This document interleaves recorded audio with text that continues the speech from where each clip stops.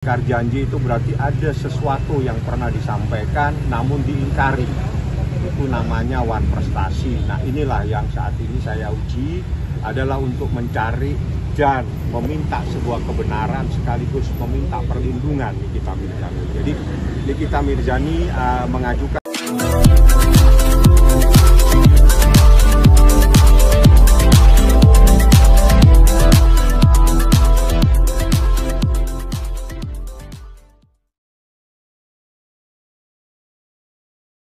hari ini adalah sidang pertama atas gugatan yang diajukan oleh Nikita Mirzani terhadap RJ.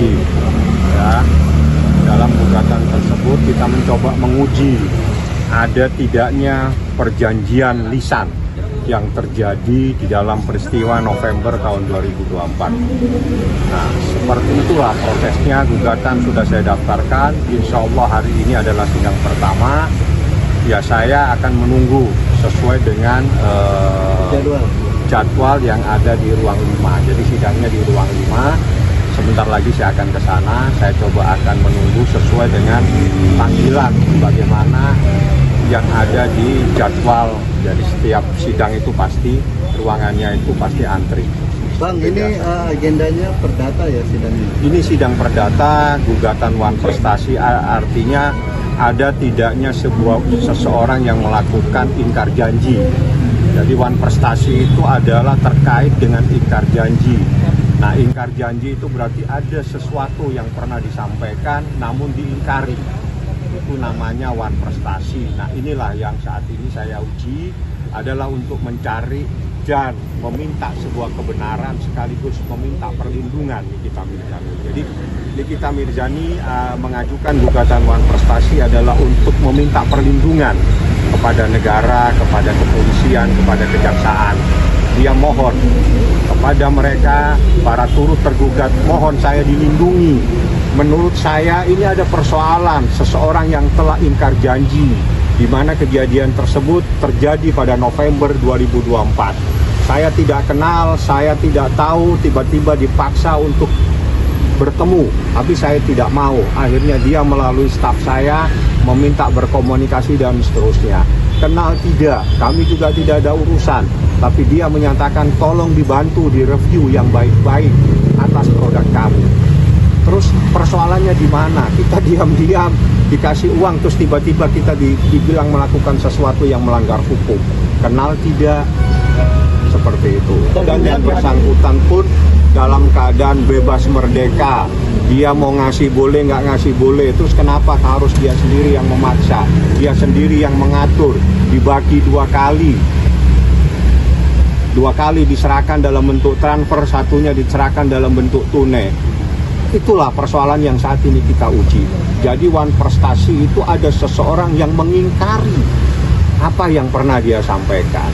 Jadi bisa lisan, bisa tertulis yang namanya wan prestasi seperti itu.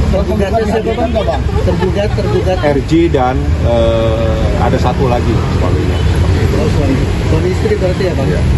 Bang NM dihadirkan nggak Bang hari ini? Saya berharap dihadirkan karena berdasarkan peraturan Mahkamah Agung tentang mediasi, ini berkaitan dengan mediasi. Di dalam mediasi para pihak wajib dihadirkan. Jadi kalaupun nanti pihaknya itu diwakili harus dengan kuasa yang sah, di mana kuasa tersebut memang khusus untuk mewakili prinsipal. Jadi Nikita itu adalah penggugat prinsipal istilahnya. Jadi dia diwajibkan untuk hadir. Nah, ada hal-hal yang menyebabkan seseorang tidak bisa hadir. Salah satunya kalau dia di luar negeri atau memang secara fisik tidak memungkinkan dia bisa hadir. Bang, perjanjiannya tertulis sama Kenapa? Yang kita persoalkan adalah pemberian yang disampaikan sebesar 4 miliar. Itulah yang kita uji dan kita minta itu ditetapkan sebagai pemberian yang sah.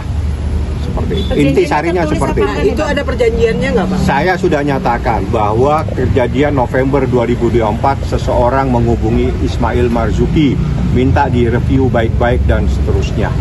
Seperti itu. Bang, ini munculnya 100 miliar itu dari mana Bang? Itu adalah kerugian immaterial karena Nikita sebagai seorang artis, dia merasa bahwa akibat persoalan ini kredibilitas dirinya juga terganggu, dia juga tidak bisa mencari nafkah, itu adalah kerugian immaterial dan itu boleh kita ajukan. Apakah itu dikabulkan atau tidak sepenuhnya ada di tangan majelis hakim. Bukan saya yang memutuskan, tapi hakim nanti memutuskan apakah kerugian immaterial ini bisa dikabulkan atau tidak. Yang jelas akibat persoalan ini nama baik Nikita juga menjadi tercemarkan. Dia juga merasa dirugikan, dia juga tidak bisa mencari nafkah, sedangkan dia adalah satu-satunya seorang ibu yang mencari nafkah terhadap 3 anaknya yang masih kecil. Tidak ada satupun anaknya dari 3 itu yang bisa mencari nafkah kecuali Nikita Mirzani. Wajar kalau dia menuntut kerugian immaterial sebesar 100 miliar. Jangan lupa ya di subscribe dan nyalakan lonceng notifikasinya.